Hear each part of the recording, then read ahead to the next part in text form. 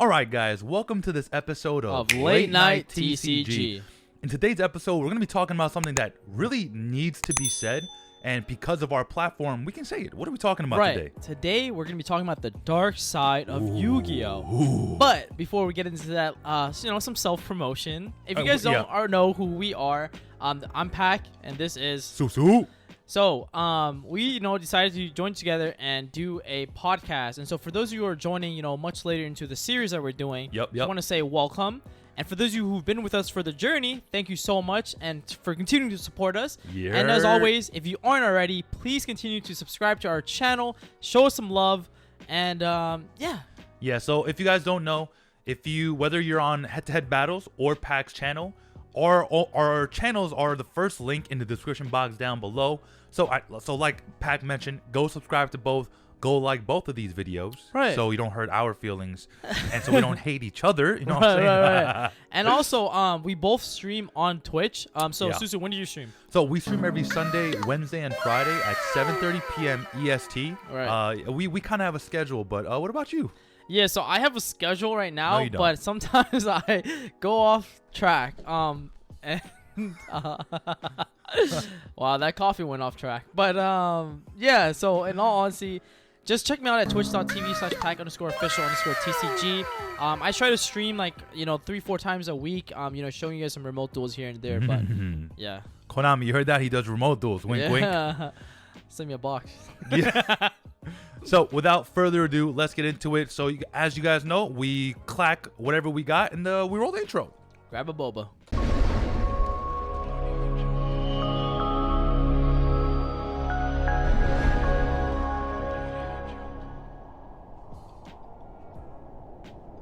And we are back. All right, so I know you guys are thinking, oh my god, dark side of Yu-Gi-Oh! Like clickbait, thumbnail, title, everything. Right. But I mean, it's true, and it definitely does happen in any competitive anything. Yeah, right? So if you have played, other competitive games, anything, and I'm talking about online MMO, online combat games, any type of games at all, the community can be very toxic because, with competitiveness, right, there's a level of toxicity involved generally. Correct. I mean, because when you're trying to win, right? And no one plays to lose, right? And winning is fun, right? Yeah. But the problem is how far are you willing to go to win, right? Right. Because in Yu-Gi-Oh, as opposed to we're in an interesting state in the game where we aren't face-to-face. We aren't face-to-face, and so a lot of us are playing on Dueling Book. A lot of players on EDO Pro, right? And you see a lot of comments like, "Oh my god, you're playing Dragoon? Like, you're the worst, bro. Or you're actually subhuman." I'm like, "What?" I'm sorry for playing that engine, bro. It's like, guys, I don't play that engine, by the way. You literally do. No, I don't. But the whole idea is that people's deck, right? Kind of says a lot about who they are as a person, but that's not always the case. But that's generally how people perceive it. If you're playing a Guru deck, you're considered automatically a glue eater. How many of you guys in the comment section play gurus, man? Let me know, bro. Guru. We're doing a giveaway just for you guys. Yeah, but no, that's the thing, right? And to be honest, I think people should feel safe to play whatever deck they want and not receive backlash for playing said deck. Seriously. And the biggest thing is, again, Yu-Gi-Oh! It's a face-to-face game. Yeah. As a human being, you can't lack the decency to not show mutual respect to another human being, right? Right. And this happens much more on online play than face-to-face play, right? So essentially there's a term called keyboard warriors, right? That's essentially players who feel comfortable enough behind a keyboard and monitor where they can say whatever they want without consequences. Right. But the funny thing is, if you are a competitive player and you talk trash, at some point you're going to meet that other player, and then what are you going to do? Yeah, no, it gets really awkward, and I think we should be building more relationships than breaking them, especially during these times. And you know, we are in a weird time, right? Because yeah. due to, you know, Corona and COVID-19, we are forced to play online Yu-Gi-Oh, Yep. right? And so what does that mean? That means that we're playing with people who don't know who we are or don't see us face to face. Exactly. Obviously, like when we play on Duelbook, like people know who we are. They're like, oh, they know who you are. They don't know me. Yo, PAK official YouTube, bro. It's kind of obvious, yo. Oh, it must be PAK. But no, but the idea is that, like, you know, I can't roast these people. You know what I mean? 'Cause, Do you want to roast these people? No, not that I want to, but I'm saying that, like, it's just really hard to when they're like when they might post on Zodiac the next day. You know what I'm saying? Yeah. Yo, listen, we're gonna publicly apologize. You know, just in case we hurt anyone's feelings. No, really though, I feel like a lot of toxic players do deter newer players from diving deeper into the game, right? Because, I mean, luckily for me, you know, I don't look like your average Yu-Gi-Oh player. You know? Oh yeah. You know, you don't. So like when I decided to get into the game, you know, and I went to locals for the first time, you see this 6'2" buff Asian dude, granted walking in with like an entire camera setup. You know, so they were generally nicer to me. But at the same time, like, I'm nice to them, so like they have no reason to. So when we talk about toxicity within Yu-Gi-Oh, right? It's a lot of different fronts, right? So when you when you talk about going to like the store for the first time, etc., people are really nice, but toxicity is just on a multitude of levels. Oh, absolutely. And what I mean by it is deck building, card choices. So here's what I mean. If you play, let's say, like 45 cards, they call you trash in the Yu-Gi-Oh community, at least, right? Like, you're like, yo, bad deck builder, don't know what he's doing. You know, playing 58 cards, like, yo, you're terrible. Like, 42 is the correct number. I just want to put that out there. And so, like, you know, people are so adamant in their, you know, in their way that they're not open-minded, and that lack of open-mindedness means that they make a lot of like comments or like have opinions that are irrefutable in their eyes. And that's the thing, right? Like, and that's purely subjective. Like, you can say it's objective because there are numbers involved.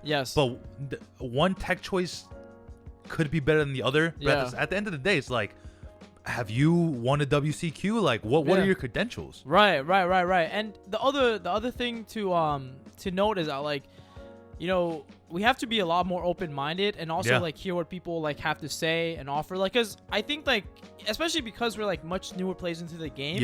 When people make recommendations for me to put in my deck, I still look at the card. I'm not. You read it. You read it, like, and then you come to your own conclusion instead of be like, yo, that card's trash, bro. What are you saying? That's what I'm saying. And that's what kind of, like, you know, the feedback you get nowadays. Oh, that's trash. It's terrible. Don't play that, bro. That's not correct, right? Like correct. Like, have you ever watched the decks? Probably like, yo, it's correct. You got it. It's like it's optimal. You gotta play it. I'm like, wait, what?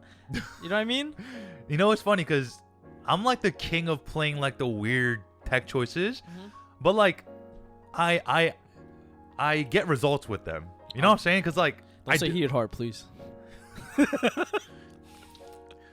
Actually, it's mass change 2 now. Oh my goodness. Okay. No. But realistically speaking, like, so when you're talking in terms of like absolutes, right? Like, this card is trash. Like, this card is bad, period, right? And you're just like, I mean, sure, there are better cards out there. Right. But like every card in Yu-Gi-Oh is situational, right? Even Ash Blossom is, objectively speaking, situational.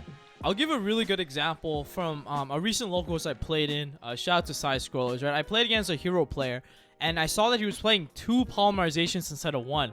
So he was playing 2 Honest Neos instead of 1. Oh. And so I was taken aback personally because I'm like, this man just searched a second Honest Neos. I'm like, that's huge. And then he also activated a second polymerization. So I'm like, and when I was looking, I'm like, I told him, like, that's not standard. It's kind of cool. Like, it's interesting. I never expected that. You know what I mean? Like, because I can't play around things that are out of the norm. Like, when it comes to deck building, right? Like, I know exactly what is in a normal list. Like, I know what is normal. Right. But when people are playing things out of the norm, that level of unexpectedness, I'm just like taken aback. I'm like, bro, you already used Honest Neos like the last turn. Like, I don't have to play around it no more. Right. Like, I can just attack over it. And he's like, oh wait, hold on, damage step. I'm like, Keck, wait. Keck, wait.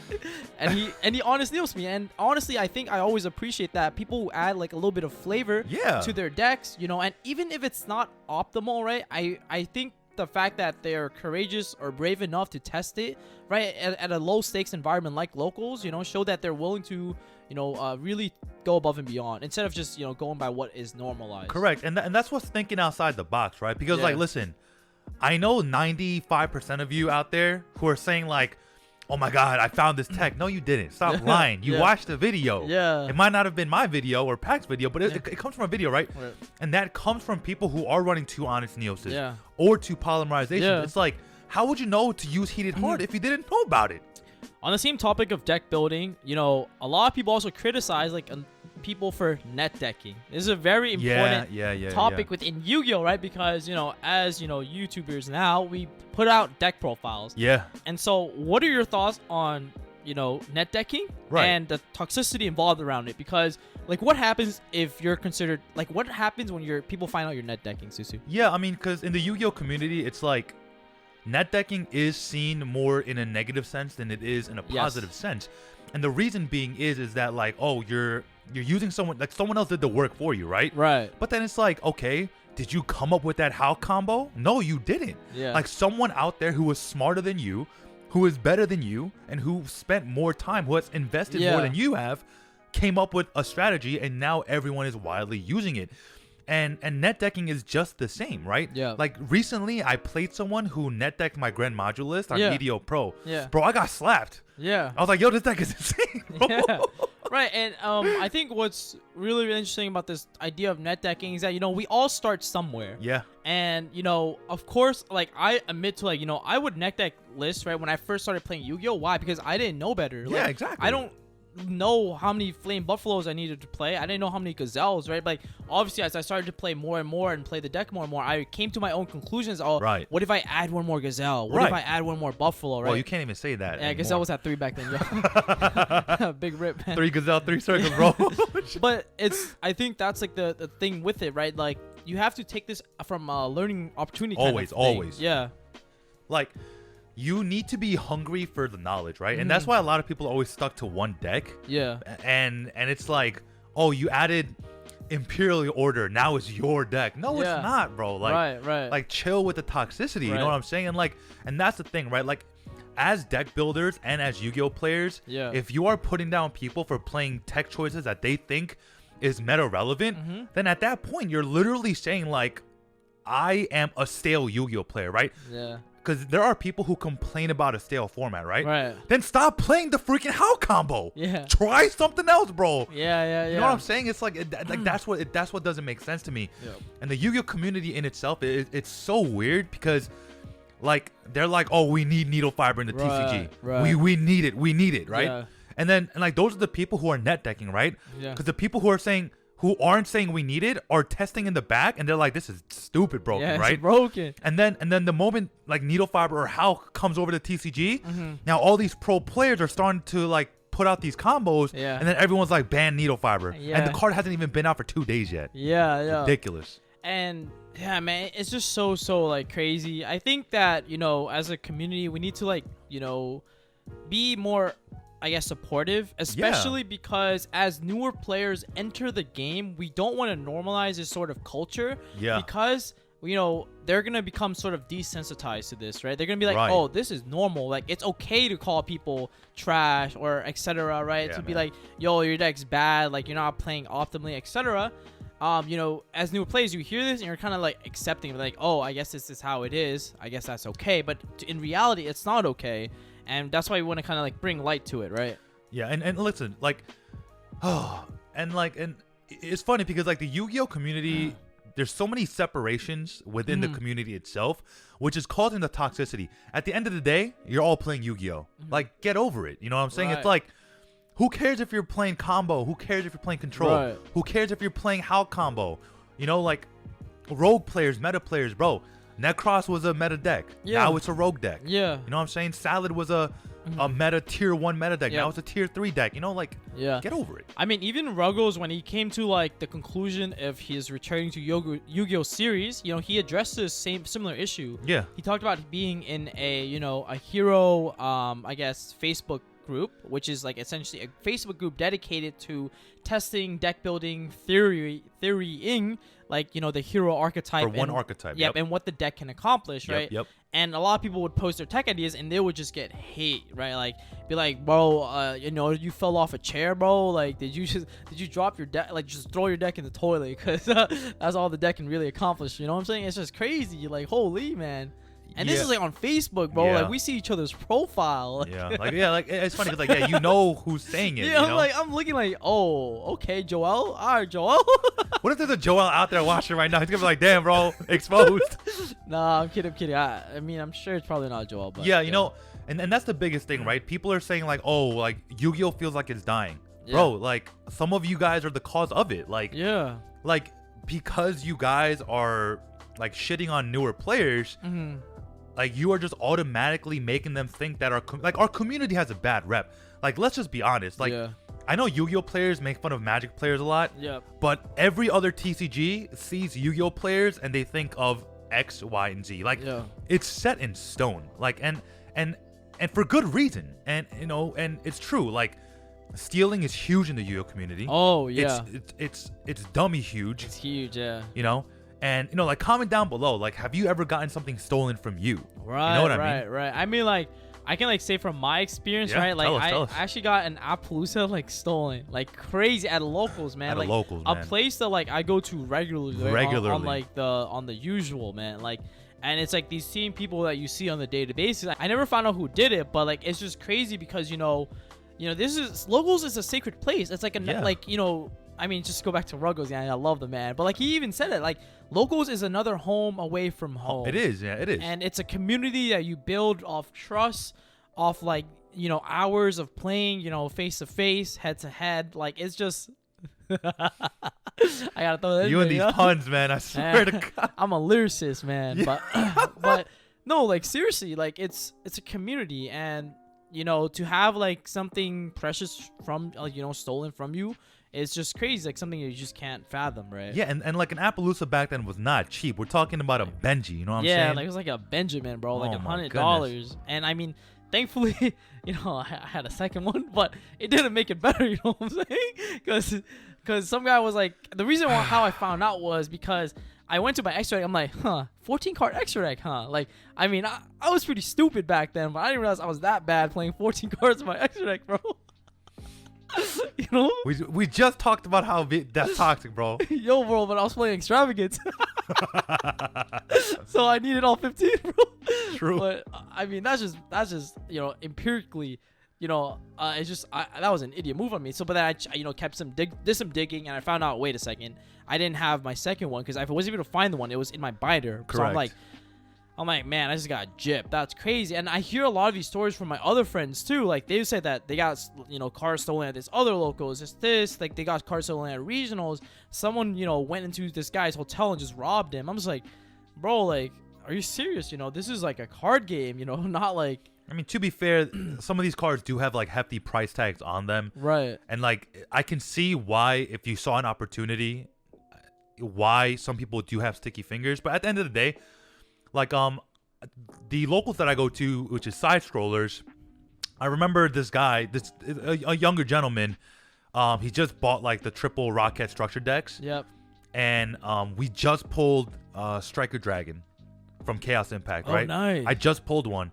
And he was my first round matchup, and I OTK'd him. Like, his deck was, like, you know, 3 structure decks. Three like, structure deck, yeah. What can you do, you know? Yeah. And I'm playing Crusader Kaiju OTK. Yeah. You know what I'm saying? And, like, I remembered I had a Striker Dragon, and in my mind, I'm like, you know what? Like, it doesn't matter what the price on this card is. Like, I'm never going to use it. Right. But I know this is, like, a staple in Rocket. So I was like, you know what? Yo, just take the Striker Dragon and, like, start your journey with this. Yeah. And that was, like, my first day there, too. Right. You know? So it's like, in those moments, and he's still playing to this day. Yeah. You know what I mean? And that's the thing, right? Like, positivity will breed more positivity. Yeah. But negativity and toxicity will just breed more negativity and toxicity because the people on the receiving end will then in turn give it that same way. Yeah, and I think what's really neat to know is that, like, you know, that I remember I have a similar experience. Yeah. And what I wanted to say is that, you know, there are a lot of downsides, in terms of like what the community can represent to like a lot of people. Like there's a lot of negative energy, but obviously we want to highlight some positive energy too. Yeah. Even before we like wrap up the video, etc., because there is some good in this space as well. Like I do know a lot of people who like give away cards to like kids starting. Like I had someone on my stream, like a little kid. He was remote dueling me. He's like he was playing with like a 2005 structure deck, yo. Like I mean, like wow. Like starter deck Yugi, bro. I was going normal summon Neospace Connector. Bro, you hand looped them, bro? What is dumb. wrong with you, bro? Oh my god. What is wrong with you? I felt sick, bro. I felt sick to my stomach. I just ripped this man out of everything. Yeah. I saw it. I'm like, I looked at his hand when I smoked it. I'm like, wait, Keck, wait. There's a magical cylinder here. There's a magical cylinder. The freaking little 1200 vanilla monster that from Joey. Feral Imp. Yeah, I was like, oh, interesting. Did you actually pop cards with smoke grenade? Like you actually didn't, right? Like what do you mean? It's mandatory, bro. I gotta loop the man.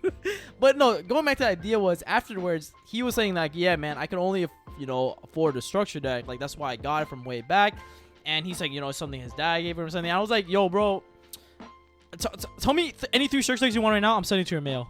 And I was like, you know what I mean? Because I want him to get into the game because like these kids are like the future. Like new players are the future of Yu-Gi-Oh. Yeah. And when I was thinking about it, I'm like, yo, like just let me know what you want. And you know what he said? He said dinos. I was like, yo, I really want to support you, bro, but not the dino deck, man. So I mean, I ended up sending him like Dino Smasher, like the structure deck, and first edge or unlimbs, bro. Unlimbs, bro. I need that. I need that Twitch revenue to come in, bro. Damn, bro. No, but because the difference is huge, man. But it was enough to get him started. You know what I mean? Yeah, no, I mean, no, we did a similar thing on our channel. Yeah. It was a video called The Truth About the Yu-Gi-Oh Community. Mm-hmm. And basically, we sent cards to someone's son to get him started into the game. Yep. And, but here's the problem, right? For every one good person, there cannot be 10 bad. Yeah. Because at the end of the day, no matter how much good we do, the people who are more negative tend to be more like louder than the people who are positive. Yeah. Because like we do things in the background. Yeah. You know what I'm saying? Like as a content creator, it is in the forefront. Yeah. But generally speaking, a lot of the things that we do are either live on Twitch, so within a small group of people, or they'll privately message us, and then we'll do what we can. Right. And the problem is like, no matter how much we inject positivity, if there is more negativity than positivity, the positivity will just get swallowed away. So like as a group, guys, like I am begging you guys, like if you love this game, and you don't want this game to die, right?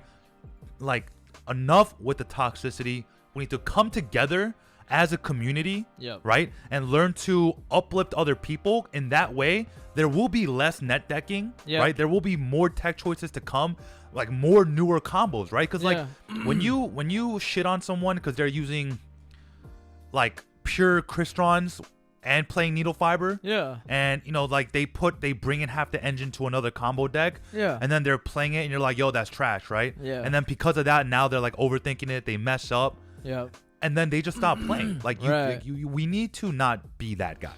And like even I think that Susu hit it right, the nail right on the head, is that it's not it's a community effort, guys. And it's not just Susu, me, and every other like people who are advocating for like a much more positive environment and positive community. It's we have to come together, right? And it's all of us, right? It's like almost like a duty, it's like a call to action, as we would say.